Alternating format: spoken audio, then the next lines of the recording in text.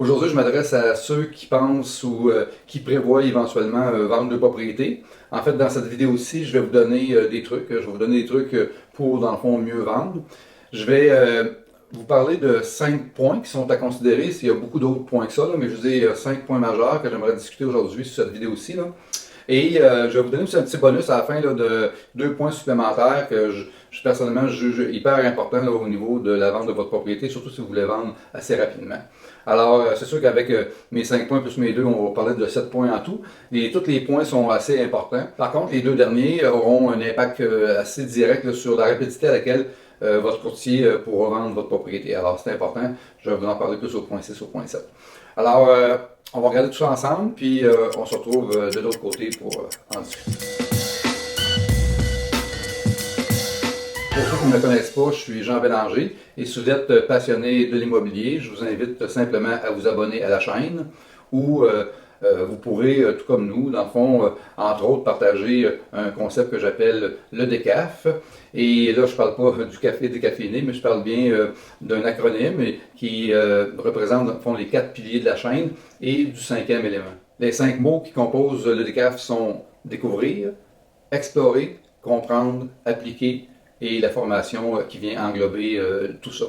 Alors, dans mes vidéos, je vais aussi mentionner cet acronyme-là. J'en parle aujourd'hui justement à cause de ça. C'est parce que dans les vidéos, je vais mentionner régulièrement l'acronyme DECAF. Et quand vous allez l'entendre, ça va être de ça que je vais parler là. Si vous aimeriez peut-être avoir plus d'informations, de détails, parce que j'ai quand même fait une vidéo là, complète sur ce que représentait le DECAF, et vous pouvez simplement le consulter. La vidéo s'intitule « Le DECAF, c'est quoi ?» Alors pour ceux qui aimeraient recevoir mes nouveautés, les nouveautés que je mets en ligne, vous avez simplement à appuyer sur la petite cloche qui va être juste ici en dessous, un coup que vous allez être abonné. Premièrement, avant de mettre en vente votre propriété, et ça dans la mesure, je dirais, du possible, c'est vraiment important de se préparer, émotionnellement à la vente de votre propriété. Et aussi considérer de bien préparer le bâtiment, puisque dans le fond, vendre une propriété, c'est important que ça soit bien préparé. Et aussi, c'est plus complexe, là, je dirais, que ça a l'air à première vue. Alors, profitez de l'assistance de votre courtier pour simplement vous protéger et vous guider là, dans cette démarche-là. Et dans la même ordre d'idée de protection, je dirais, là, sachez que votre courtier est aussi régi par la loi sur le courtage immobilier. Cela vous permettra, dans le fond, de passer, vous personnellement et votre famille, à travers votre transaction, plus en souplesse. Pour bénéficier de l'assistance de votre courtier, vous devrez remplir certains documents, dont un qui est hyper important, qui est le formulaire de la déclaration du vendeur. Cette déclaration-là, dans le fond, va simplement vous permettre, là, ou permettre plutôt, je dirais, aux futurs acheteurs d'avoir l'ensemble des détails puis d'être bien informés sur votre propriété. En même temps, vous devez signer avec votre courtier là, un contrat de courtage-vente, puis je dirais idéalement exclusif, là, pour qu'il puisse par la suite là, mettre en marché votre propriété avec tous les détails qui sont nécessaires. Pour être bien informé, soit sur la déclaration du vendeur ou le contrat de courtage-vente, il est important de bien comprendre toutes les clauses là, que vous allez retrouver sur ces documents-là. Pour y arriver, soyez assurés, votre courtier sera là pour vous les expliquer, tous les détails qui sont en lien directement avec soit vos engagements ou les engagements même que votre courtier va avoir envers vous avec ces ententes-là que vous allez signer avec lui. Autre point important, puisque vous avez décidé, dans le fond, de faire affaire avec un courtier immobilier, vous savez qu'avec lui, vous allez aussi bénéficier, là, dans le fond, d'une protection. Cette protection-là, elle est prévue par la loi sur le courtage immobilier. Dans la même ordre d'idée, tout au long de la transaction, dans le fond, il appartient à votre courtier de bien vous informer et de vous conseiller, je dirais, adéquatement. C'est ça, c'est conformément aussi à ses compétences et à ses obligations et son code de déontologie. Je vous suggère donc de lui poser toutes les questions qui pourraient vous venir à l'esprit, que ce soit, je dirais, pour des inquiétudes là, ou certaines craintes qui pourraient être face à différentes étapes de votre transaction. Avec toutes ces informations-là en main, vous devriez être en mesure, je pense, de prendre les décisions qui sont appropriées, là, ainsi vendre en toute confiance votre propriété. Deuxièmement, pendant les démarches de la vente de votre propriété, bien entendu, ça vous prend un acheteur. C'est sûr que si on veut arriver à vendre, ça va prendre un acheteur. Cet acheteur-là, ben, il va entrer en contact avec votre courtier, puis il va le faire de 2 principales façons, je dirais. La première, supposons que l'acheteur est non représenté par un courtier et puis qu'il contacte là, votre courtier là, directement. Alors, sachez que dans cette situation-là, il n'y a pas d'inquiétude à y avoir puisque votre courtier il est lié avec vous par contrat de courtage. Et puis, à travers tout ça, il y a des règles là, qui sont, entre autres, ces obligations de loyauté qui signifient, entre parenthèses, je dirais, qu'il n'y aura pas aucune divulgation, aucune information confidentielle qui pourra être, même stratégique pour vous, qui pourra être communiquée avec l'acheteur éventuel. Par contre, dans cette situation-ci, là, c'est important, là, pour votre courtier, il y a des responsabilités, puis il y a aussi l'obligation de donner quand même un traitement équitable envers cet acheteur-là, en l'informant et en le conseillant, je dirais, objectivement. L'autre possibilité, c'est quand que l'acheteur potentiel, lui, va être représenté, je dirais, par un courtier immobilier. Dans cette situation-là, il y a quand même un grand avantage, là, c'est qu'il n'aura pas, lui, l'acheteur, à payer de rétribution, là, puisque, même ou peu, en tout cas, s'il a à en payer, il va en payer peu, puisque, dans le fond, ce montant-là est déjà prévu à votre contrat de courtage-vente pour le courtier collaborateur. Pour le vendeur, cette rétribution-là, là, dans le fond, qui est accordée au collaborateur, ça lui assure, je dirais, une grande visibilité là, auprès des courtiers immobiliers et aussi de leurs clients, là, qui sont des clients acheteurs. Un point important aussi en rapport avec cette visibilité-là, dont je vais vous parler peut-être beaucoup plus en détail au point 6 et 7, c'est toujours de lister votre propriété au juste prix, dans le but de ne pas vous faire discarter là, quand les gens vont passer sur votre propriété, quand on fait des recherches sur Internet. En listant tout de suite au juste prix, ben, vous vous placez clairement dans une position qui est beaucoup plus avantageuse pour vous, là. Vous savez, aujourd'hui, avec la technologie, les courtiers qui sont en recherche d'une propriété comme la vôtre représentent quand même la possibilité de plusieurs milliers d'acheteurs, dépendamment du type de propriété en question.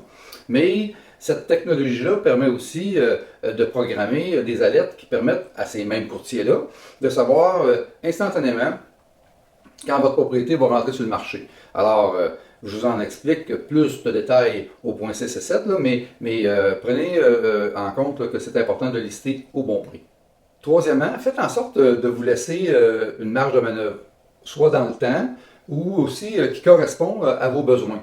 Que ce soit pour les répartitions ou la signature de l'acte de vente chez le notaire et même la prise de possession. Là. Mais entre autres aussi, une chose qui est importante, c'est assurez-vous que tous les éléments qui ont rapport avec les inclus et les exclus dans la propriété là, sont tous bien indiqués sur les documents.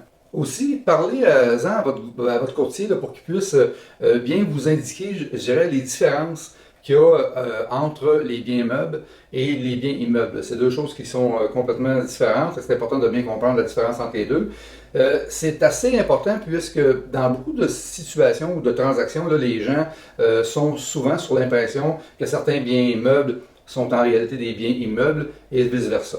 Je vous donne l'exemple du lustre dans un salon, un lustre antique. Là, pour une personne, c'est un bien, dans le fond, meuble. Et finalement, ça représente un bien immeuble puisqu'il est attaché au bâtiment. En résumé, soyez précis, dans le fond, entre les inclus et les exclus au niveau de la propriété. Autre point important, je dirais que vous devez vous assurer avec votre courtier, c'est que vos déclarations écrites, là, que ce soit dans le contrat de courtage-vente ou dans la déclaration du vendeur, soient également présentes là, sur les offres d'achat quand vous allez les recevoir, surtout avant de les accepter. Même chose pour une contre-offre. Hein? Quand vous allez savoir que vous allez avoir à faire une contre-offre avec votre courtier, assurez-vous de tout inscrire pour que les choses soient bien claires là, avec votre acheteur. Personnellement, j'ai eu une expérience que je dirais que j'aimerais peut-être même vous partager là, pour vous montrer un petit peu les problèmes qui pourraient subvenir là, en rapport avec des détails là, qui n'ont pas été précis là, dans les inclus et les exclus. Je dirais que lors d'une vente de maison que j'ai eu à faire dans le passé, dans ma déclaration du vendeur, j'ai exclu, mettons, un poêle à bois ainsi que les accessoires qu'elle a avec. Là. Le tout était, je dirais, situé dans un garage à l'extérieur. Alors, c'était peut-être c'était moins dans la maison, alors c'est un garage détaché. Mais je n'avais pas carrément pas spécifié là, le fond que la cheminée, j'avais mis dans mes détails, j'avais dit que les accessoires, mais je n'avais pas spécifié que la cheminée qui traversait le toit de la bâtisse faisait partie des exclus. Ici, vous voyez bien mon erreur, hein, vous comprenez qu'est-ce que j'ai pas fait, que j'aurais dû faire. Alors voici pourquoi j'ai fait cette erreur-là. Lors d'une visite là, qui s'est passée préalablement à travers les différentes étapes, là, verbalement, je dirais que l'acheteur m'a dit qu'il n'était pas intéressé dans le fond au poêle à bois. Et étant donné que j'ai remarqué les accessoires, pour moi c'était clair, mais pour lui ça ne l'était pas du tout. Alors, ce que j'ai fait, on a déménagé le poêle à bois, déménagé les accessoires, et verbalement, je m'étais comme entendu avec le propriétaire que je viendrais chercher la cheminée à l'été pour pouvoir, dans le fond, refermer le toit de la bâtisse de la bonne façon, puis que tout soit bien correct, là. Alors, comme convenu à l'été, je l'ai appelé, et puis le nouveau propriétaire, et pour lui demander, puis il disait que je m'en viens récupérer la cheminée, et j'aimerais ça vous dire que ça a bien été, mais non, si vous devinez ce qui s'est passé, hein, simplement, il a simplement pas voulu. Il n'a pas voulu que je reprenne la cheminée. J'avoue que c'était un peu malhonnête là, de sa part, là, mais légalement, il y avait le droit, puisque j'avais pas rien d'écrit sur la cheminée, et simplement, la cheminée est restée après la bâtisse, et puis il y en avait parfaitement le droit.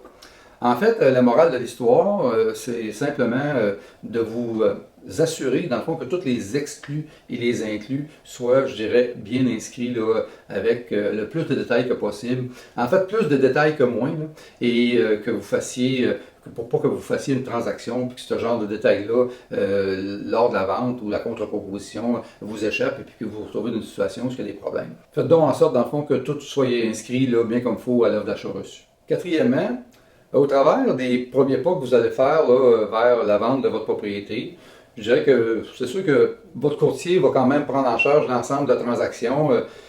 Si jamais vous percevez quoi que ce soit qui vous soulève un doute, là, parlez-en avec, et puis il va sûrement pouvoir vous rassurer. Au travers des actions que votre courtier va poser, là, il va avoir différentes choses que lui va avoir à faire là, dans la transaction. Il va avoir, entre autres, de s'assurer de l'exactitude, dans le fond, de la désignation cadastrale. Il va avoir la superficie du terrain, faire les recherches en fonction de ça. Il va avoir aussi, au besoin, de peut-être de faire un nouveau certificat de localisation. Ça va être une discussion que vous aurez à faire avec votre courtier. Mais il y a deux raisons majeures, je dirais, qui vont faire en sorte là, que ça va prendre un nouveau certificat de localisation. La première raison, c'est que si jamais vous avez un certificat qui est âgé de plus de 10 ans, là, de façon générale, les notaires et les banques les acceptent pas, et vous aurez sûrement à en faire un nouveau. L'autre situation, c'est si vous avez modifié quoi que ce soit après la maison. Par exemple, je sais pas, moi, mettons, vous avez ajouté des balcons, vous avez fait un cabanon, ou vous avez simplement agrandi le garage, là, ou bien toute autre modification qui a rapport avec la structure de la maison et du garage, ou des bâtiments sur le terrain, ça va prendre un nouveau certificat. Aussi, si jamais vous avez sur le terrain, par exemple, mettons, je sais pas moi, ajouter du remblai, faites du déblai pour modifier soit des pentes de terrain ou pour refaire des talus, ou encore même peut-être même faire des murs de soutènement là, pour des fois ramener le terrain un peu par en arrière ou rallonger un bord ou à l'autre sur le terrain. Il est possible aussi que vous ayez fait ça, alors ça va vous prendre quand même un nouveau certificat de localisation.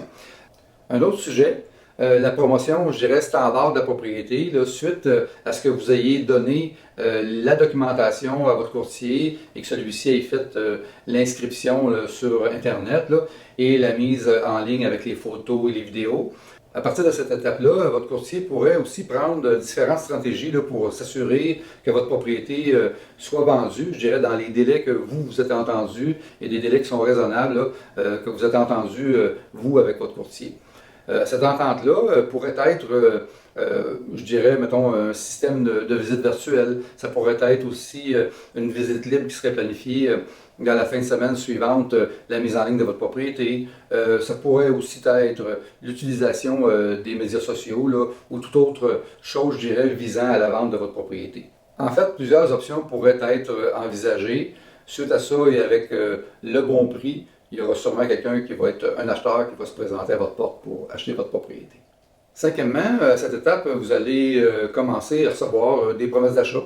Et si l'acheteur est représenté par un courtier, il va remplir une promesse d'achat sur laquelle il va vous indiquer sur quelles conditions il s'engage à acheter votre propriété. Ensuite, vous pourrez soit accepter ou refuser la promesse d'achat, ça va être à votre discrétion, et même faire une contre-offre là, si ça s'y prête. À ce moment-là, je vous le dis, vous serez vraiment content d'avoir choisi d'utiliser un courtier immobilier pour vous représenter, et ça pour faire les négociations et répondre en contre-proposition le cas échéant. Dans une autre vidéo qui s'intitule Quels sont les avantages d'un courtier immobilier dans une transaction, j'explique le pourquoi et le comment utiliser, dans le fond, un courtier immobilier pour vos transactions et les difficultés aussi d'être, je dirais, objectif face à une transaction quand on essaye de vendre par soi-même. En fait, une des raisons majeures qui rend cette situation-là difficile là, pour des propriétaires qui voudraient prendre la décision d'essayer de vendre par eux-mêmes, c'est l'attachement émotif qui ont développé avec leur propriété, mais je dirais surtout avec les souvenirs qui se rattachent autour de la propriété. Un autre point principal qui perturbe, là, je dirais, les gens qui tentent de vendre par eux-mêmes, c'est la perception que les propriétaires ont de leur propre propriété, surtout de la valeur qu'ils leur donnent à la propriété. Souvent, cette vision-là qu'ils ont, elle est un petit peu distorsionnée là, par rapport à la réalité. Alors, c'est pour ça que je dirais qu'un courtier immobilier va avoir une vision extérieure de votre propriété et son expérience et surtout son détachement émotif là, sera en mesure de pouvoir vous guider là, dans une prise de décision qui va être convenable pour vous. Même chose si vous vous retrouvez là, dans une situation d'offres multiples, là, vous allez trouver que votre courtier, vous allez vraiment apprécier de l'avoir pour faire toutes les négociations. Une fois ces étapes-là passées, puis que vous ayez reçu une promesse d'achat, que vous ayez fait une contre-proposition avec tous les ajustements qui étaient nécessaires là, pour vous, que vous ayez accepté probablement la nouvelle promesse d'achat et que toutes les conditions sont réalisées, vous êtes maintenant finalement, dans le fond, à l'étape d'officialiser cette transaction-là. Et l'ensemble de cette étape-là va se passer, je dirais, essentiellement chez le notaire. Entre autres, il y aura pour votre notaire l'examen des titres, les documents qui vont attester tout ça, les dimensions de la propriété reliées à la propriété, le zonage, l'acte de vente, l'hypothèque et les servitudes, là, et je dirais aussi le transfert de propriété qui va se faire par la suite. Le tout en vertu du Code civil du Québec. Alors, vous pouvez être assuré dans votre propriété avec un courtier immobilier, les professionnels qui tournent autour pour pouvoir réaliser la vente de votre propriété. Le tout en vertu du Code civil du Québec. Alors, vous pouvez dormir en toute confiance. Comme je vous disais en début de vidéo, j'ai le point 6 et le point 7 que j'aimerais vous partager. C'est deux points qui sont très importants et ça va faire la différence aussi entre vendre rapidement ou vendre en désespoir de cause là, à un prix là, probablement inférieur au bon prix. Alors, je dirais que le